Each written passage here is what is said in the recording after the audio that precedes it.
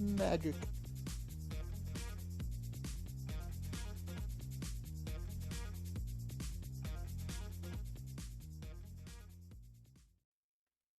Hello and welcome to the New Old Furry podcast. I'm Kit, and as always, we have Rick with us today. Say hello, Rick. Hello, Rick. I want to slap you, and I want to slap Uh, myself for walking into that. You set it up, man. Bitch. We had to have made that joke before on here, right? Probably, yeah. I think we have. But anyways, today on the podcast, first things first, let's get into this one so it's not 5 minutes in when we do it. These podcasts are not intended for younger audiences. If you are a minor, there's other stuff on this channel for you to go watch. Go have fun. Go watch a cute little blue fox. Don't listen to the old men rant about things. As for the rest of you, welcome. Today we are going to be talking about, if memory serves, when is the proper time to simply leave a social group? Now, I would like to hop in here and go ahead and let everyone know, first and foremost, neither myself nor Kit are licensed professionals, and we are not speaking about your situation in particular. This is general advice. Sometimes you just got to get out of a social circle. It Yeah. happens. Another thing I do need to point out is, since it will more than likely come up in this podcast, and neither Rick or I have actually served in the military, though we both have the utmost respect for those who have. And myself personally, I come from a family with a extraordinary military background, in the sense that everyone in my family just about has served. I come from a strange family background where everyone has a reason they can't serve. Yeah. I'm not even joking. It just dawned on me that my parents and the current generation of kids, we are all barred from service for one reason or another. But we're getting off Diabetes topic. is a thing. Diabetes is a thing, and it pops up in my family a lot. It's a Oh family god, yeah. curse, I guess. Apparently, Couldn't yeah. even get the cool family curse of lycanthropy or, vampirism. No, I'm a fucking diabetic. What kind of bullshit is this? I mean, my family curse ain't really that much better. We have a lot of people that have suffered dementia. I thought your family curse involved a castle in Romania. That too. But let's move on to the topic. And Rick will actually be sort of leading this one because, well, it is his topic today. Yeah. Anything that goes wrong, it's Rick's fault. Y'all caught that, right? Nah, bitch, you were the one that suggested this topic. Don't start with that. I'll start with whatever the hell I want to start with. But Well, yes, it is my topic. if you're gonna start with anything, start with the topic. So, you're hanging out with a group of people. You've been hanging out with them for years. And one day you wake up and you realize either they're in extreme cases, they're not good people you don't want to associate with anymore. Situations have arisen that make it so you can't associate with them anymore, I mean, it happens. or life happens. Things happen. I'm certain everyone out there has, whether they've meant to or not, exited a social circle at some point or other in their life. Pretty much everyone does, and some of them do it without even recognizing it. Yeah, and it's I'll admit I have 3 social circles. 4?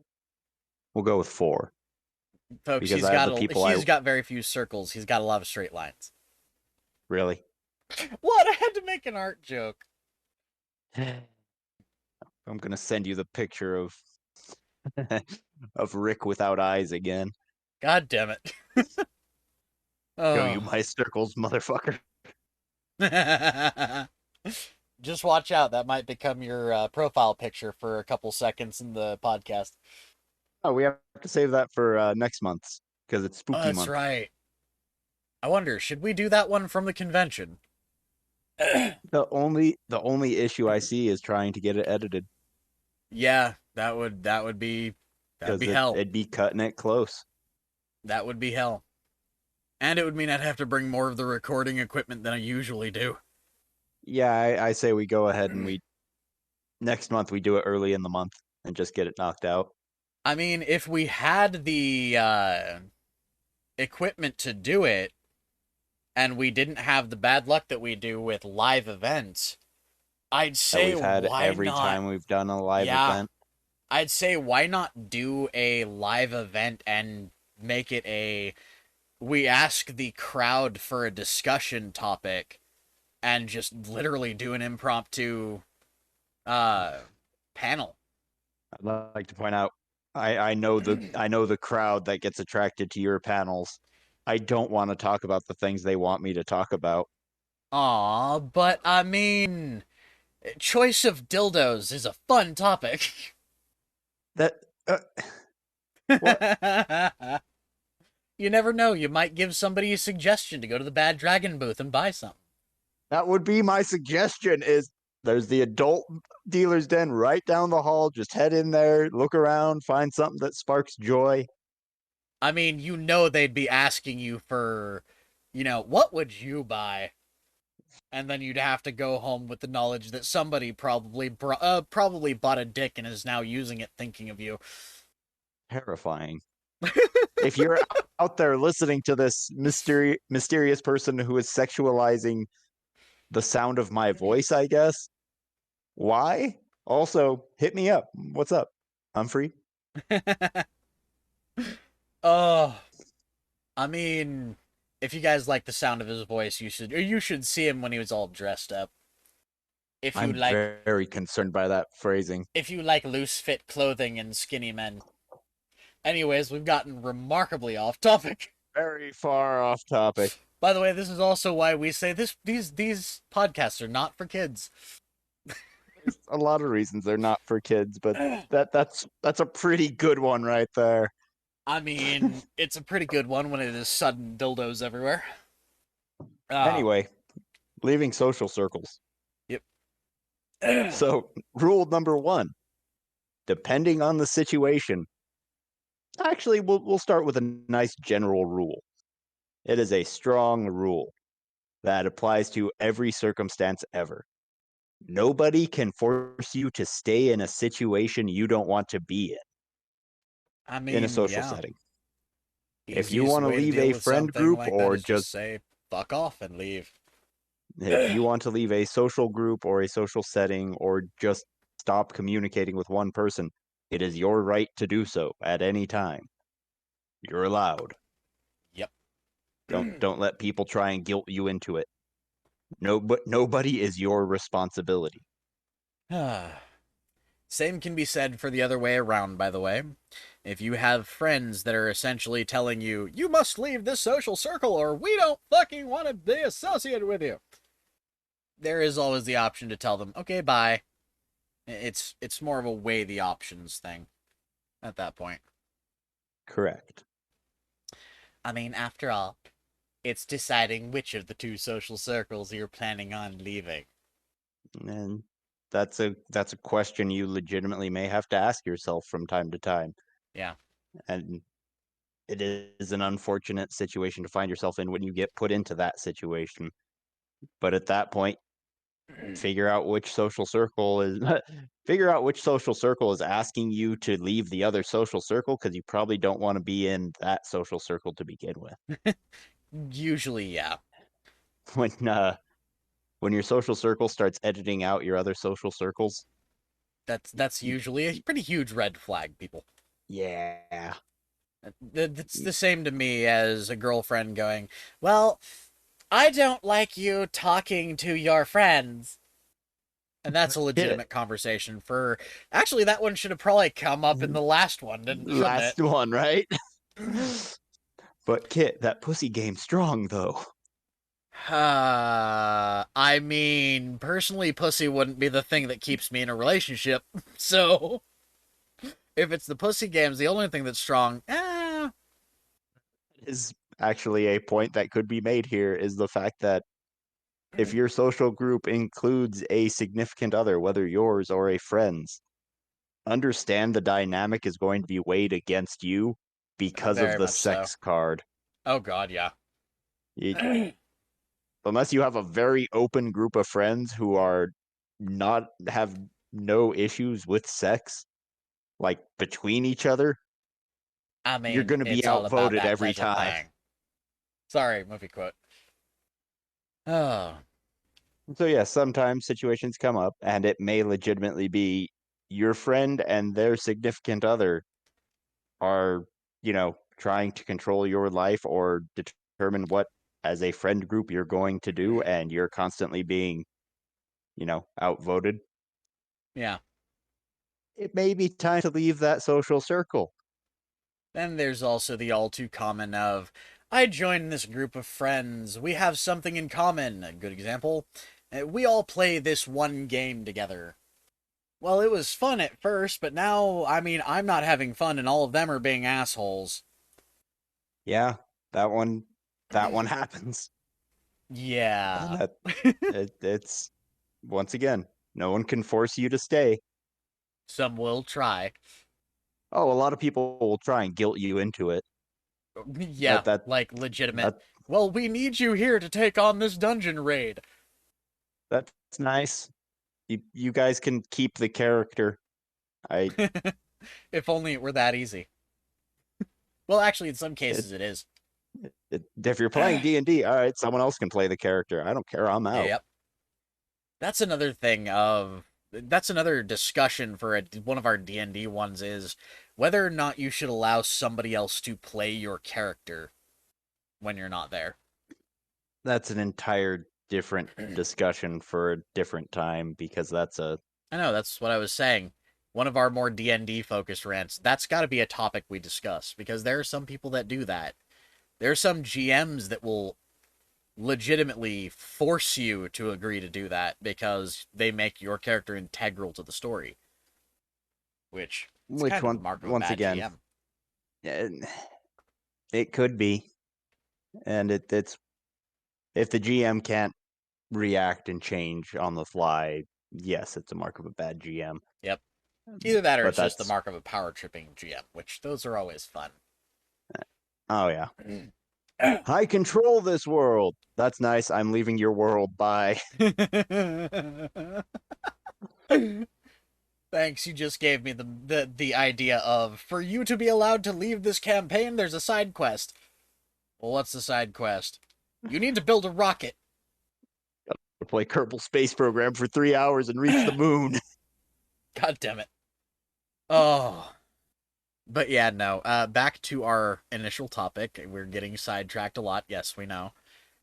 Um, it, this particular thought process also falls into not just social circles, but uh, jobs in some degree, or to some degree. Yes, it's And the one that Rick and I had discussed at one point was, or partially last night, is hey, Rick, oath before mm, orders. oh, You're the one who said you wanted this discussion. I was drunk. I'm aware, but dude. Oh, that is a discussion and a half. And once again, never served. Have the utmost respect for the people who have served. Yep. Oath before orders is honestly, it's a big caution flag. I'm not going to say it's outright a red flag, but And it's a caution flag because it's a quote that people will use without understanding what it actually means. yeah, it. Oh, For those who don't know, Oath Before Orders has a very unique meaning and a very special meaning to a lot of people. Um, Anyone who serves has essentially taken oath to protect the people of this country from threats both foreign and domestic. Oath before orders legitimately means if you are giving me an order that would mean putting the life of one of my comrades or one of my people in danger for no reason, I will stand by my oath before I accept your orders. very, very specific usage there. Yeah. I see way too many people wearing shirts that boil down to oath before orders. Okay, good for you. I Good on you. I'm not going to be the guy to have that discussion with you. But 9 times out of 10, these are the people who I hear saying, well, I hope the rioters pick a riot these days. Come down my street. I'll show them exactly what military training will get you. Exactly. Which I'm sorry. I'll make enemies right here and say that if you're military trained and you're hoping to have to deal with domestic terrorists, you've lost your way. Something went wrong here. Something went wrong at that point because that is the last thing anyone who it has served probably would ever want. Because that means you have to put your oath in question and decide, are these people truly my enemy? Or are they just citizens with a bad idea? And what extent will I go to make sure they can't harm others? If you're hoping for the option of, let's just open fire into the crowds of idiots, you've lost your way at that point. That's less of a oath before orders. That's more the mentality of give me a reason. That's entirely give me a reason thought process. And that is not a thought process that belongs in the military. No, it is not. A lot of people don't realize it, but you're not supposed to want to harm people if you're serving in the military. If you are there because you want to kill people, you're there for the wrong reason. That there is a reason military service is called service, to Yep. serve, doing what some would say is a their duty, as it were. Okay, good. Yes, serve your country. Thumbs up. Well, I'm doing this so that way I can get my college paid for. So that way I can get out of the shitty situation I'm in. So that way, okay, all those are valid reasons to join the military. Yes, do it. I'm doing this so I can kill people. You're a goddamn psychopath. Why are you still here? Why are you allowed to join the military? Wait a second. What is going on here? That's actually a problem in the military now is too many fucking people go in with a desire to harm people and they don't realize that that's not what fucking service is. Yes, there are times when you are serving in the military where you won't have a choice, where you will have to make that decision and pull the trigger and live with the fact that you have just snuffed out someone else's life. You have taken away every moment they could have had. More often than not, that should be because it is a choice between whether you are the one that lives or they are. If they are not giving you any other option, that's when it should be you will be willing to do that. You shouldn't be sitting there going, make a stupid fucking move. I want to put a bullet in you. If that's your mentality, there's something wrong with you.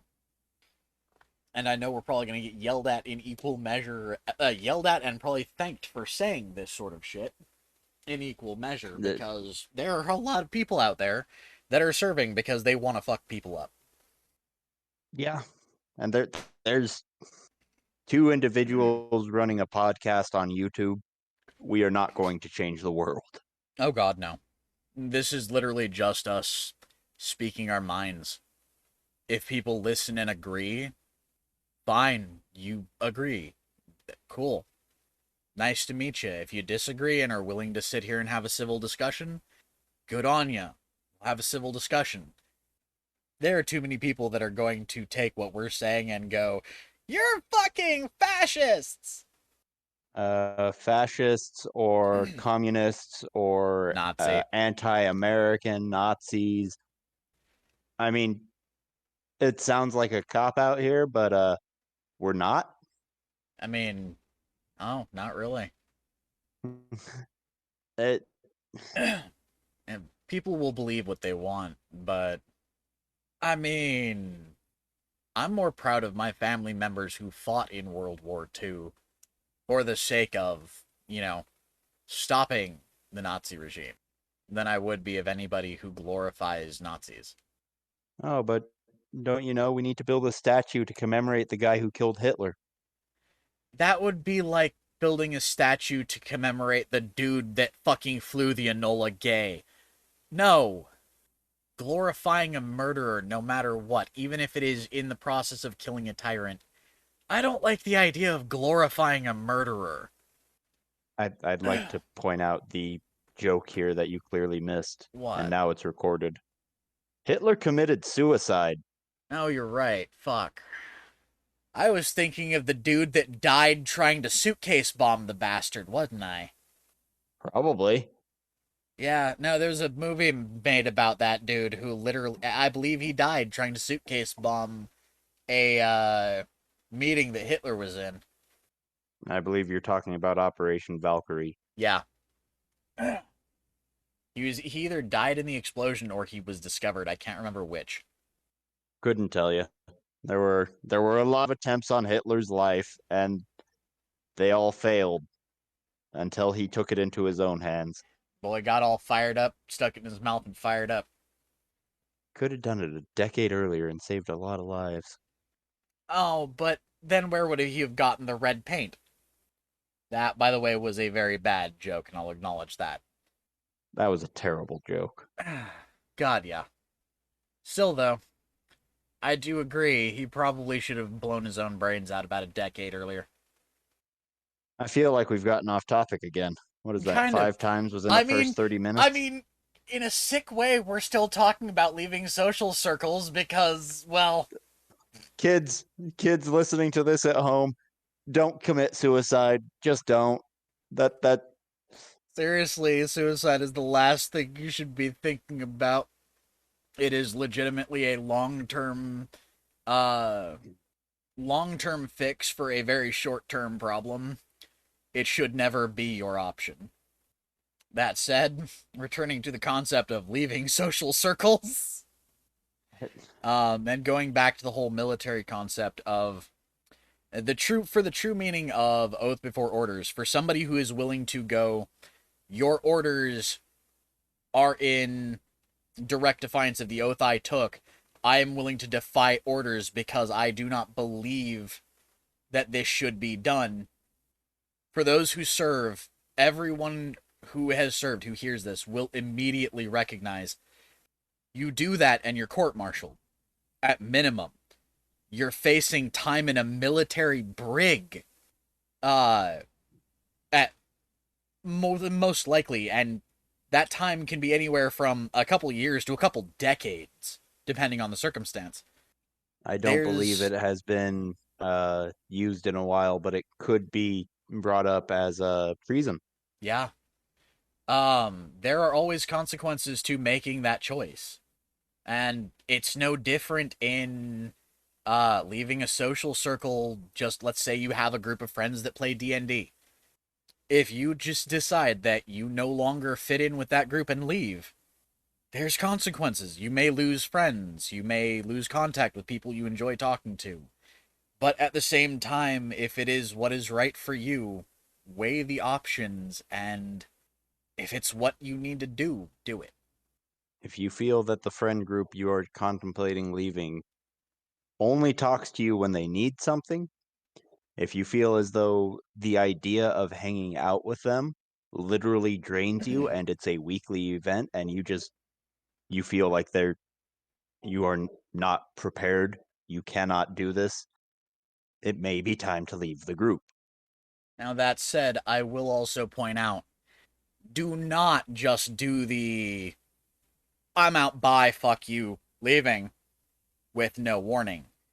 If you believe there is a way to fix things before the option of leaving becomes more of an option, talk to the people who you believe you can talk to make things better or to patch things up or to fix things. If you cannot see that as an option, leave by all means. And this is a point where it has multiple layers to it of yes, if you think you can fix it, by all means, spend the time, try and fix it. At the same time, though, if it seems like every 3 months or so something comes up that you then need to work on and try and fix it, and you start noticing a pattern of it's the same thing every 3 months. Every 3 months, this exact same thing happens, At that and point, we you're not keep fixing working on it. shit. You're just putting a band-aid on Yeah, you're not fixing it. You're it. not fixing it every 3 months. You're making it work for just a little bit longer. We can make it work for a little bit longer. That's called Stockholm syndrome. It's not, Oh, but it's not, but it's essentially, it's the similar concept. At that point, you're not fixing anything. You're not letting anything heal. You're just putting a bandage over a wound that is not healing. You're allowing it to fester and just changing the bandage when it gets grungy. you can put in time and effort and you can fix these things as long as all parties involved are actually willing to work on and try and fix it. Yeah. Sadly, there is always the case of someone in that group that is the problem may not want to be fixed. They may enjoy the way the group is broken or the way that you see it as broken, which sucks. It really does. Yes, it does. It's, On the I flip don't know what to side, say here. I also can point out if you've got a large group of people and the only person not putting in effort to make things right or to fix things or to better things is the one person who thinks there's nothing wrong, there is always the option of just kind of walking away from them as a group. This is not, by the way, in any way me saying everyone suddenly dogpile them or everyone just start chewing them the fuck out and trying to force them to change. No. Walking away from a group can be just as useful as walking away from a person. It sucks to have to do it either way, but sometimes it is a necessity. Any And once thoughts? again, we're going back to the relationship advice. Number one thing. Communication. Seriously though, communication is very much a thing. It's almost like we weren't obvious enough with the last thing either of we were telling everybody communication is key in a relationship. We're not just talking about a romantic or a sexual relationship, people. A friendship is just as much a relationship. If you're sitting there not talking with your friends and just letting something fucking slide or letting something get worse, it's a lack of communication and it will eventually fuck with something. It will eventually spiral out of control and potentially cause a group to implode. Yep. If you or in communicate, that doesn't happen. or in my case with a buddy of mine back in the day, this is sorry, this is going to be going into story time with Kit. Uh there was legitimately a moment where a friend of mine and I we had a problem and neither of us approached it. Neither of us made the choice to try to deal with it for weeks, and we just kind of let it be. It got to a point. I've told this story to a lot of people who know me. This is an old story from back when I was like 14, 15 years old with my buddy Johnny. One day, we legitimately came to blows to a point where we both wound up in the hospital. We had both let it be and let it slide, and we had refused to communicate and refused to deal with it for so long that by the time we had essentially beat the shit out of each other, we had forgotten why we were mad. We were just mad for no reason. Communication. Yeah. In that particular instance, though, that was also one of the defining moments between me and him in our friendship. Because we decided to start talking while we were both sitting there back to back, essentially both with massive concussions and bleeding pretty badly. We started talking, we figured out neither of us remembered why we were pissed. And we both had the thought of, hey, let's see who can reach their phone and call 911 first. In that situation, I feel as though that is the correct course of action. we wound up literally across the hospital from each other. We were separated by several rooms, and it was still a situation of the next day, me and him were fucking just sitting down in the cafeteria talking, and we spent 6 or 7 hours talking, and we'd been best friends since. Communication can really fix a fucking issue. Quite easily, in fact. But there is still the flip side of if the communication going on is simply being brushed off, or if the person is doing what people do, which is saying what they have to say to get out of the situation they're in, Or and they're worse, screaming into the void and speaking but not listening. yeah, and it's a there's no one easy solution to be this is the situation you're in right now and this is how you need to react to get it to stop. No, you have to trust people to be people. You have to be Mm-hmm. willing to let them try, and you need to call them on their bullshit when they go back to doing what you're communicating about. Yep. I mean, I know you and I have had at least one or two of those conversations. 5 or 6. I was being generous. Well, actually, correction, I was being nice, not generous. No, Point I'm aware is, neither of us is perfect, and we communicate. yeah, me and Rick actually call each other on on each other's bullshit quite often. It's why we've had so many conversations like that. Is because I mean, we both want to be friends. We both want to be able to help each other, and we legitimately both have things wrong with us. I mean, hell, there was a point where last year I had allowed a very old addiction of mine to take hold again, and Rick commented a couple times that, dude, you've hit the bowl how many times? Or you've hit the bong how many times? Or what bowl are you on? It's legitimately the reason I started realizing, yeah, I've let it become a problem again. Be fair, the way you're stating it makes it sound like I'm just, pulling it out of thin air. No, no, hell no. Eh,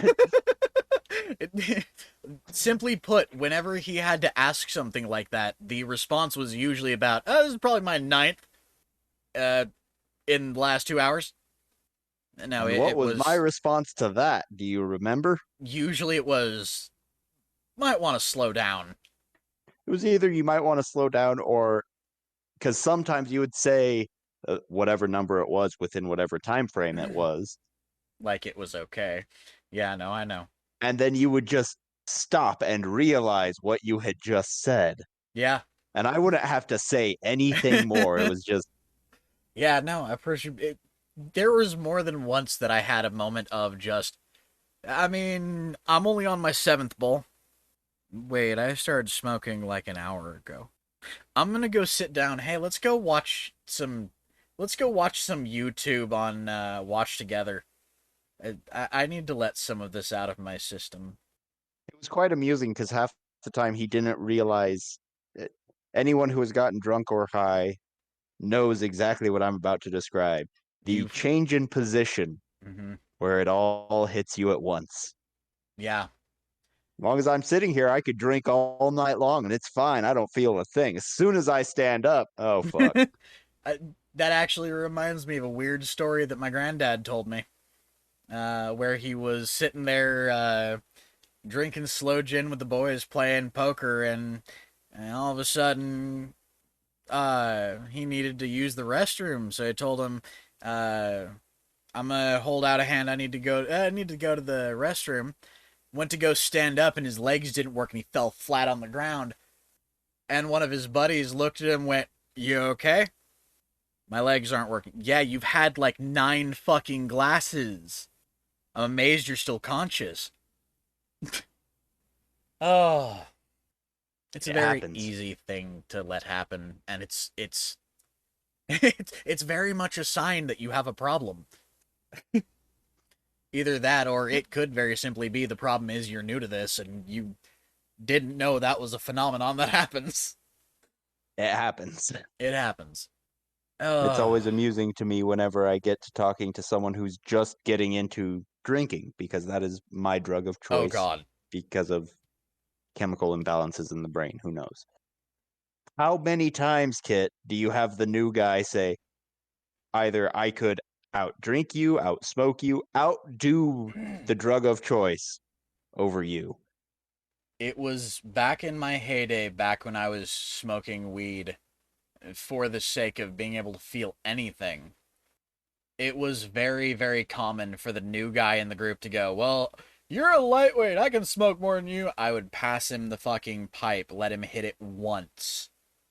And he starts, after a couple minutes wobbling like, that's some good shit. I've had 12 bowls of this and you've had one hit.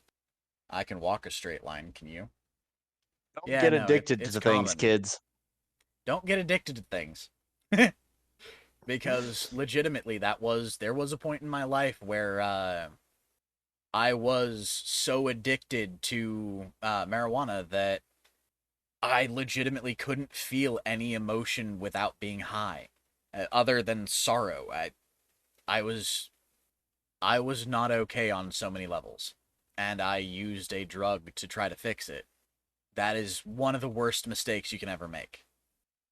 We've gotten remarkably off topic again. It's almost like this particular episode has been an amalgamation of a lot of the topics we've been wanting to do. Yes. Because there's leaving social. We're going to be putting all these up on the screen just right here and now as I'm saying them.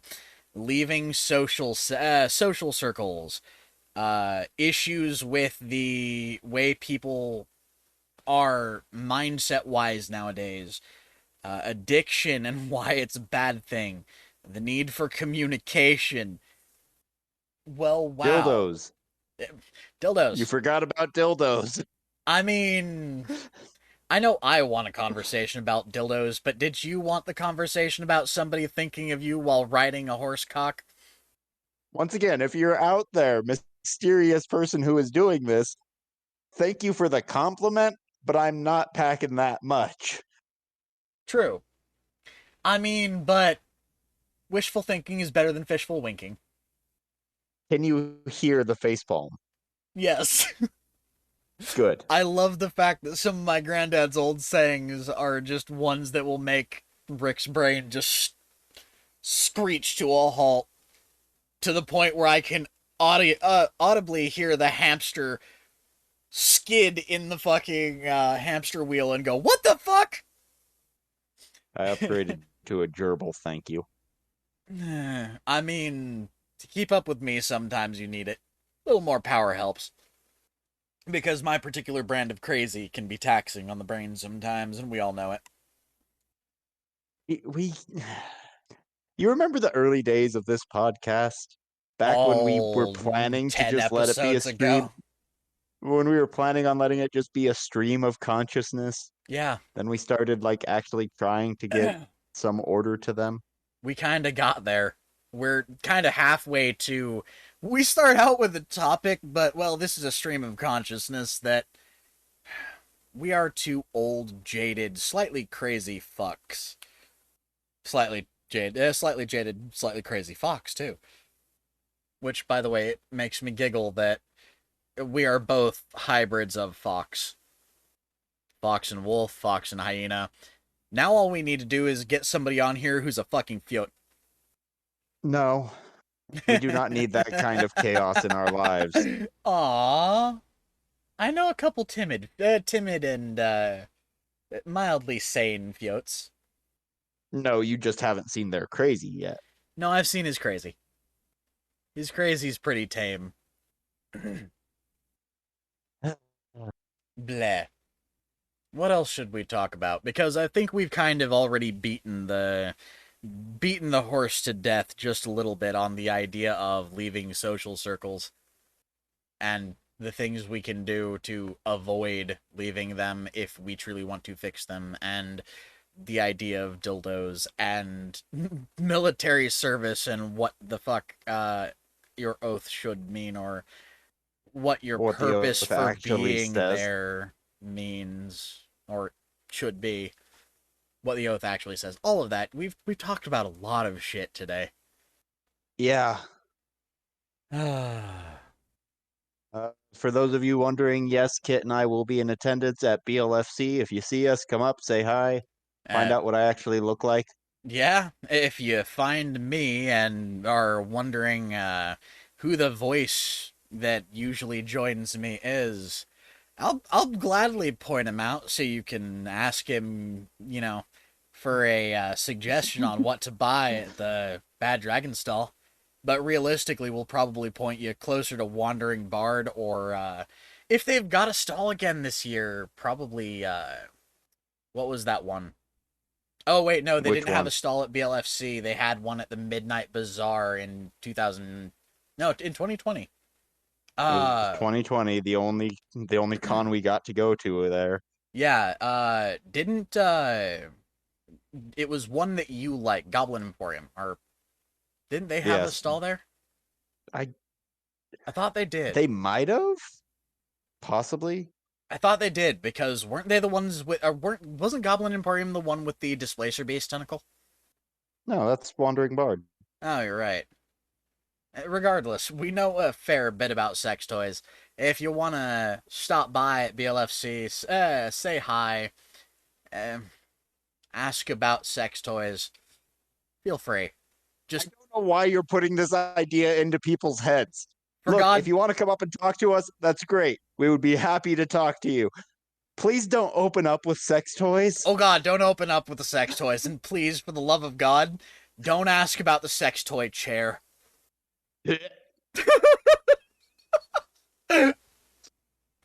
I still say that would be the perfect way to make sure somebody never stepped foot in your house again, as if they just sat down on a piece of decorative art that is in the shape of a chair and all of a sudden there is a sudden squirting sound and a wall gets coated. By the It's such way, a weird piece of furniture. I know we may actually be talking about this at a panel at BLFC uh this year too, if you're interested in seeing that. I- It will be an 18 plus affair. it damn well better be. I mean, I'm thinking of applying for that one tonight.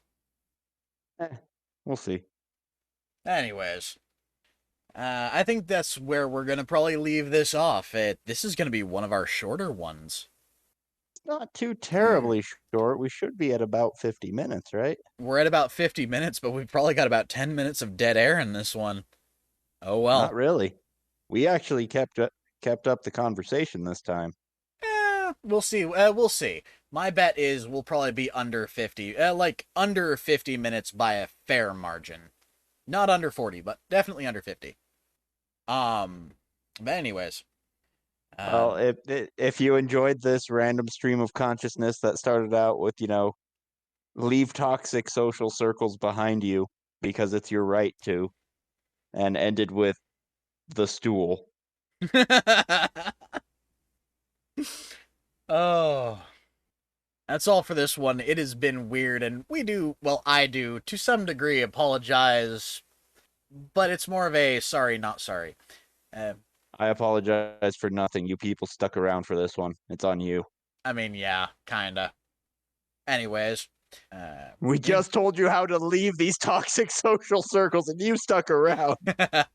once again, this has been Kit and Rick, and until next time, everybody, bye bye. Doodles.